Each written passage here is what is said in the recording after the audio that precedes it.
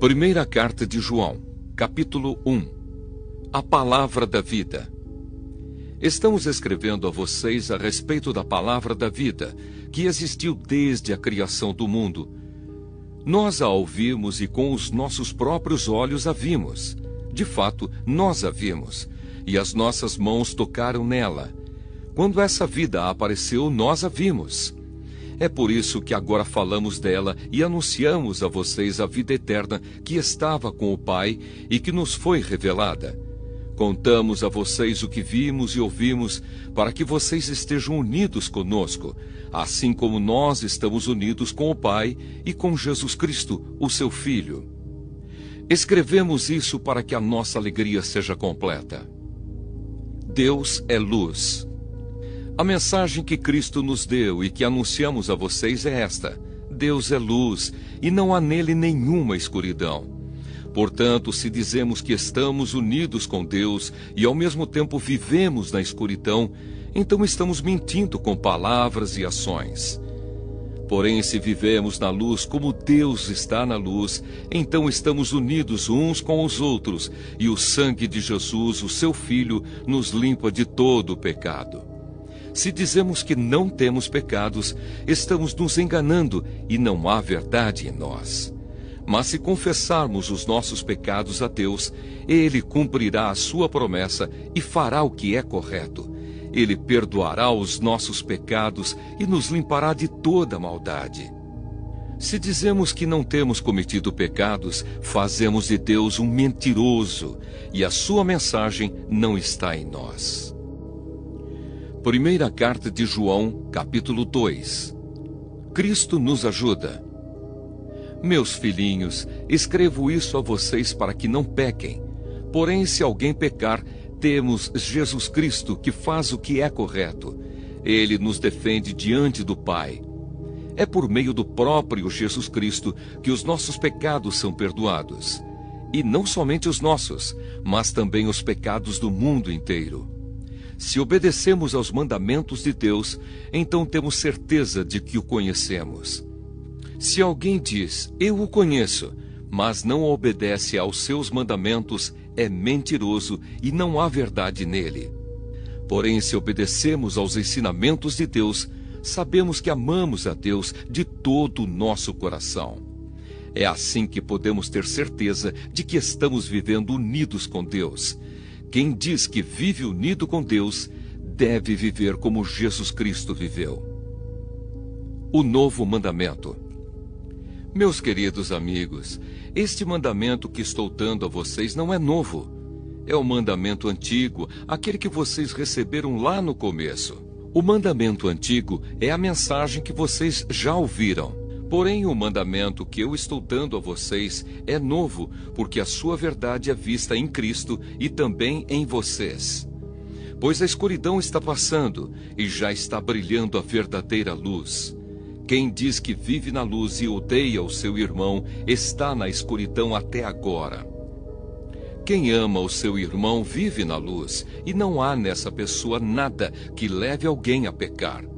Mas quem odeia o seu irmão está na escuridão, anda nela e não sabe para onde está indo, porque a escuridão não deixa que essa pessoa enxergue.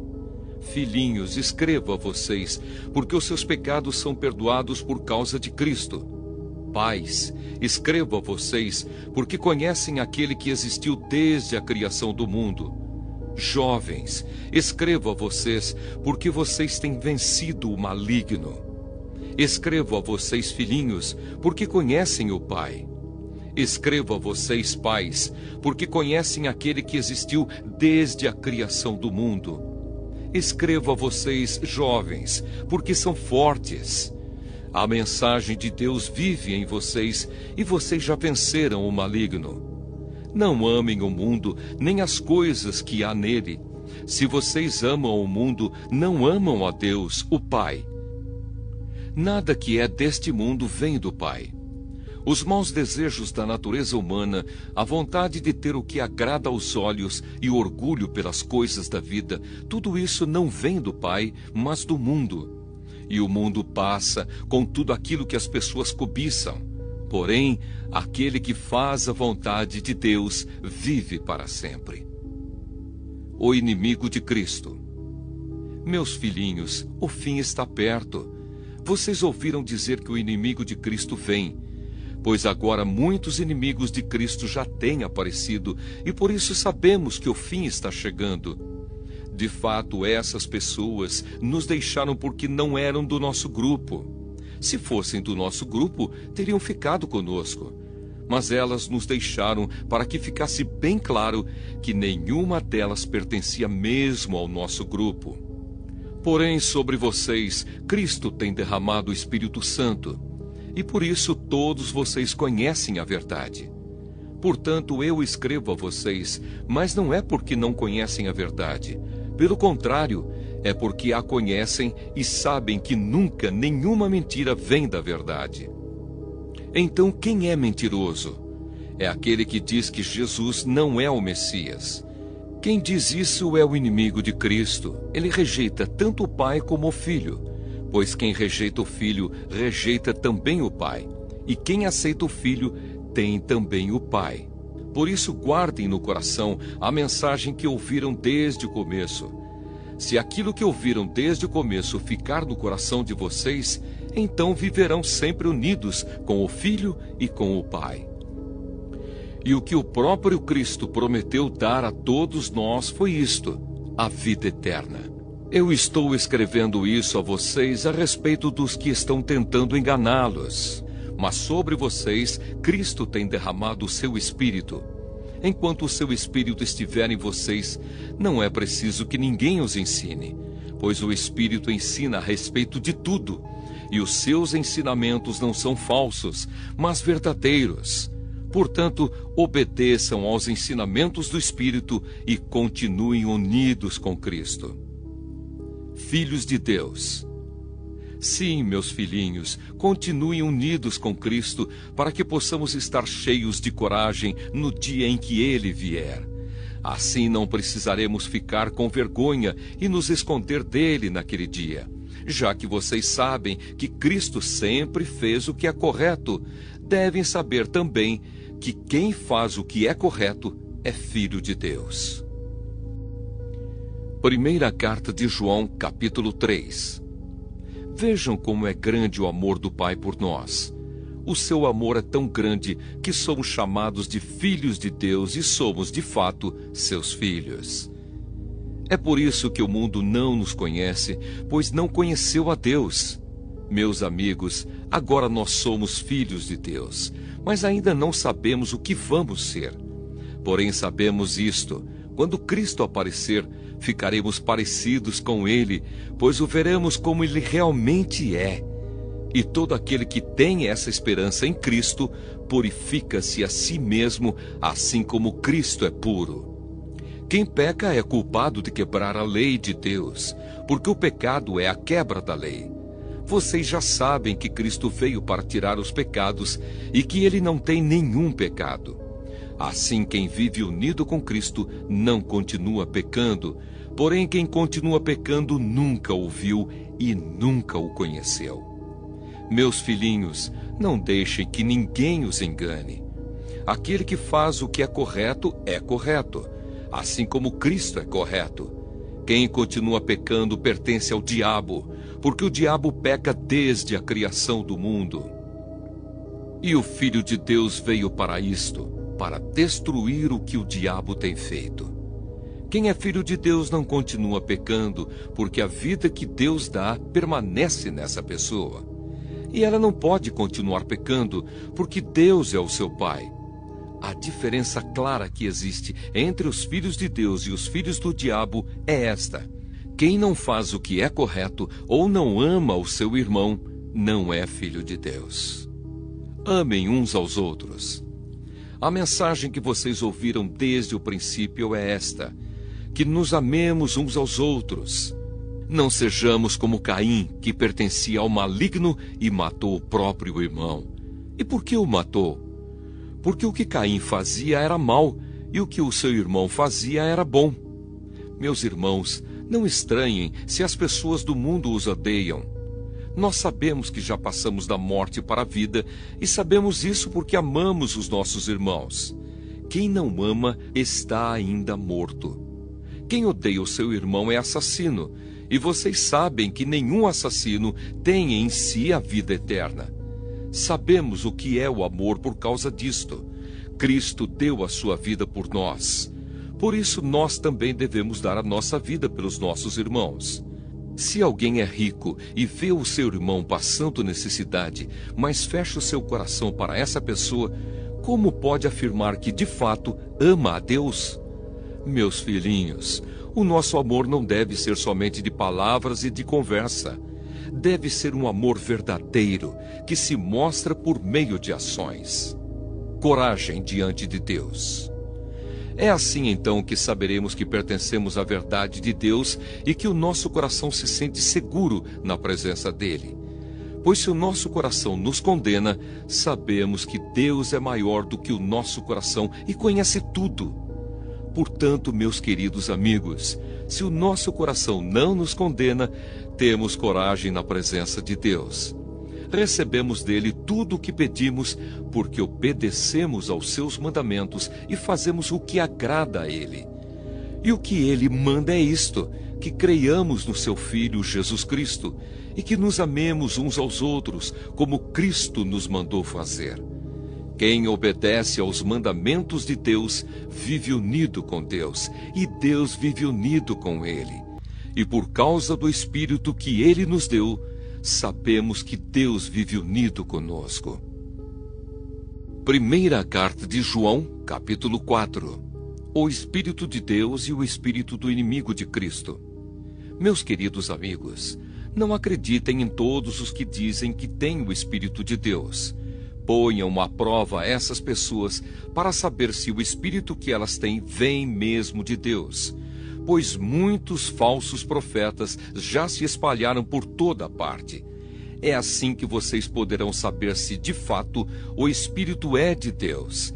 Quem afirma que Jesus Cristo veio como um ser humano tem o Espírito que vem de Deus. Mas quem nega isso a respeito de Jesus não tem o Espírito de Deus. O que ele tem é o Espírito do inimigo de Cristo. Vocês ouviram dizer que esse Espírito viria, e agora ele já está no mundo. Meus filhinhos, vocês são de Deus e têm derrotado os falsos profetas, porque o Espírito que está em vocês é mais forte do que o Espírito que está naqueles que pertencem ao mundo. Eles falam das coisas do mundo e o mundo os ouve porque eles pertencem ao mundo. Mas nós somos de Deus.